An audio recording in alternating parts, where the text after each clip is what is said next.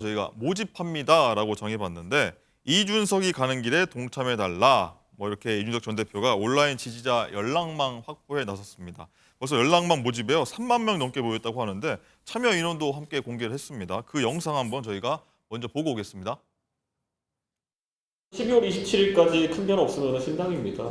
새로운 가치를 만들어내는 그런 신당 같은 것이 전 상당히 의미가 있겠다라는 생각합니다. 신당 관련해서 이준석 전 대표의 움직임이 이제 오랫동안 계속돼 왔던 거기 때문에 특별히 이번 건에 대해서도 의미를 두지는 않고 지켜보고 있습니다. 어쨌든 그 총선을 앞두고 당이 그래도 가급적 전열을 정비하고 화합하고 하는데 당 구성원으로서 계속되는 이준석 전 대표의 언행이 꼭 좋아 보이지는 않아 보입니다. 수도권 선거라는 게 굉장히 그 표 차이가 많이 나지 않은 상황에서 이루어지는 것이 많을 수 있잖아요. 우리 당에 조금이라도 이게 마이너스가 될 만한 요인들은 선거에 영향을 미칠 수 있다고 생각합니다. 네, 이준석 전 대표는 이제 이번 연락망이요 신당 창당 발기인 그리고 당원 명부로 활용되는 건 아니라고 했는데 일단 일각에서는 이제 그것을 들을 위해 창당을 위한 이제 사전 정지 작업 아니냐 이렇게 보는 것 같은데 네. 정광재 대표님 어떻게 평가하십니까?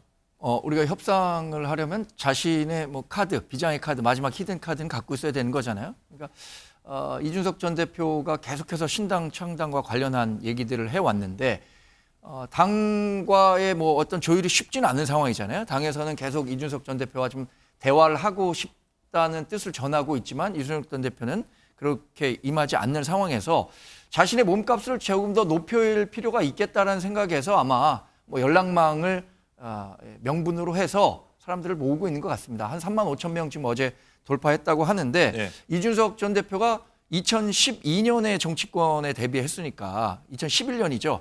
뭐 12년 정도 지나면서 당대표도 지냈고요. 또 2030 남성들을 중심으로 해서 어떤 젠더 감수성 민감한 문제잖아요. 이런 것들을 자극하면서 팬덤을 좀 모은 경향이 있죠. 그런 측면에서 본다면 뭐 3만 5천 명 아니면 그 이상의 숫자도 연락망으로는 충분히 모을 수 있을 것이라고 생각하는데 그럼 저 정도의 숫자를 가지고 내년 총선에서 의미 있는 의석수를 확보할 수 있을 것이냐 이 부분에 대해서는 조금 더 살펴봐야 할 거라고 생각이 듭니다. 그러니까 전체 유권자 4천만 명 정도 되는데 이 가운데 몇 표나 득표할 수 있을 것인가 이거는 이 지금 3만 5천 명 모은 것과는 전혀 차원이 다른 얘기다 이렇게 생각하고 있습니다. 정 대표님 어떻게 네. 보십니까? 사전 정지 작업. 근데 이제 당선 가능성을 국민의힘에서 얘기를 하시는데 별로 없을 것이다. 근데 그런 의미를 두다간 큰 코 다칠 수 있다. 그러니까 선거라는 게 그런 거예요. 자기가 안 되더라도 남이 안 되게는 할 수 있는 거예요. 지금 이준석 전 대표는 그런 전법을 쓰는 겁니다. 국민의힘과 윤석열 정부가 바뀌지 않으면 내가 신당 창당한다고 계속 똑같은 패턴입니다. 네. 바뀌면 창당 안 하겠다예요. 근데 안 바뀌고 그냥 다 무시해 버리잖아요. 뭐 할 테면 해봐라 이런 거거든요. 저는 봐서는 뭐 지금 그 당에서 대변인께서는 그냥 큰 의미를 두지 않고 조금 좀 적절하지 않다라고 논평을 하시는 거 봤는데 네. 이거 그렇게 둬서는 안 돼요. 왜 그러냐면 물론 이제 꽁 잡는 게 매라고 지금 매를 한동훈 장관을 출격은 시킨 것 같지만 이준석 전 대표가 꽁일지 매일지 독수리일지 어떻게 합니까? 저는 봐서는 지금 3만 5천 명은 이거는 무시할 만한 숫자는 아닙니다. 왜냐하면 창당을 할 수 있는 기반이 되는 거예요. 각 시도에 1,000명씩 5개 시도에 있는데 이미 완료가 됐잖아요.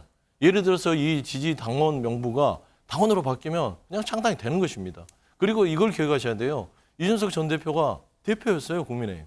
당시에 주호영, 나경원 이런 중진 의원들 싹 꺾고 나서 젊은 정치인이 들어왔지 않습니까? 제가 봐서는 이런 2030의 젊은 어떤 보수층의 지지층을 안고 간다는 거 이거는 국민의힘이 내년 총선에서는 매우 큰 악재다라는 점들은 조금 긴장하셔야겠다 저는 말씀드립니다. 정광재 대표님 조심해야 한다고 합니다. 아니 뭐 긴장 충분히 하고 있고요. 그래서 저희 당은 항상 이준석 전 대표에 대해서 이준석 전 대표가 요구하는 변화의 수준과 우리가 생각하는 변화의 수준에 약간 괴리가 있는 것 같아요. 네. 저희도 변하고 있습니다. 혁신을 통해서. 그리고 이준석 전 대표에게도 당으로 들어와서 우리에게 일말의 도움이라도 주는 그런 정치인이 되기를 기대한다는 말씀을 계속해서 드리고 있는 겁니다. 알겠습니다. 예.